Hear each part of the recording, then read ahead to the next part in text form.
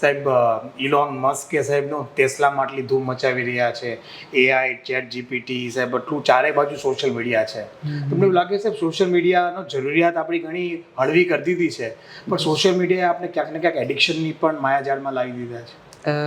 Yes, social મીડિયાના વધારે પડતા યુઝથી આપણું જે રૂટીન છે, આપણી જે સર્કેડિયન રિધમ છે એ હેમ્પર થાય. નાઇટમાં લાઇટ પોલ્યુશન છે, બ્લુ લાઇટ જે આપણા બ્રેઇનના જે સ્લીપ સેન્ટર્સ હોય એને અવોઇડ કરે, તો એના કારણે રાત્રે ઊંઘ નહીં આવે.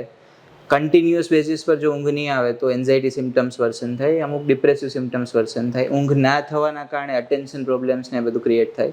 તો હા, એક લેવલ પર એનાથી આપને ઘણી બધી નુકસાની છે, પણ સાથે ફાયદા બી છે. એટલે જરૂરિયાત પૂરતો યુઝ કરે તો ઘણી વસ્તુ સારી પડે.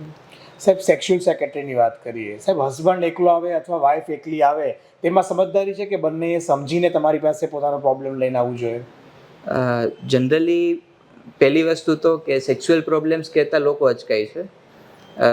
પ્રિવેલન્સ એનો બહુ હાઈ છે, પણ નંબર ઓફ પેશન્ટ કમ્યુનિટીમાંથી જે હોસ્પિટલ સુધી પહોંચે છે બહુ ઓછા છે.